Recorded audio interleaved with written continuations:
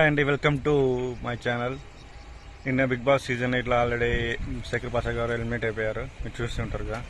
So ఏం చేస్తారు last elimination ప్రాసెస్లో నాగార్జున గారు అంటే, కంటెస్టెంట్స్ని మీకు ఏ వ్యక్తి హౌస్లో ఉండాలి, ఏ వ్యక్తి వెళ్ళిపోవాలనేది కంటెస్టెంట్స్కి ఇచ్చారు. జస్ట్ అది నాట్ పర్ఫెక్ట్, వాళ్ళు చెప్పిందే ద్వారా బయటకు వచ్చారు కాదు, కానీ జస్ట్ పర్సెప్షన్ కోసం అడిగారు. కష్టం అదే కంటెస్టెంట్స్ ఫీలింగ్స్ గురించి అడిగారు. సో ఆల్మోస్ట్ అందరూ కలిసి ఒక్కరు కూడా ఒక్క సీత కొట్టి అట్లా శేఖర్ భాషకి కొట్టేసి మిగతా అందరూ తరిగే చేస్తారు. సో ఫైనల్గా శేఖర్ భాష ఎలిమినేట్ అయిపోయారు. అంటే వాళ్ళు కాదు, కానీ ఓటింగ్ శాతం వల్ల వెళ్ళిపోయారు.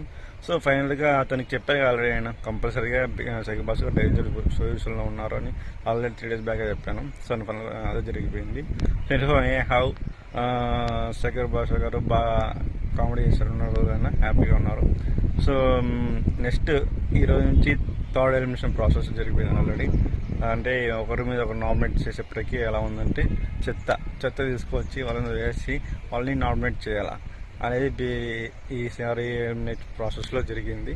సో మనకంట తర్వాత యష్మి దగ్గర బాగా హోరాహోరీ నామినేషన్ ప్రక్రియ బాగా జరిగింది, ఇంట్రెస్టింగ్గా. సో యష్మి ఏంటంటే ముసలి కన్నీళ్ళు కారుస్తుంది.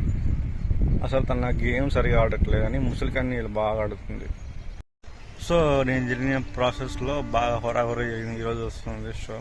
సో మనకంటే తర్వాత యష్మి దగ్గర బాగా హోరాహోరీ జరిగింది కాన్వర్జేషన్స్. యష్మి ఎలా మాడుతుంది, అసలు అన్కంట్రోల్ వర్డ్స్ యూజ్ చేస్తుంది. బొక్క అని ఆ లేడీ కానీ బొక్క అంటే అనొచ్చు.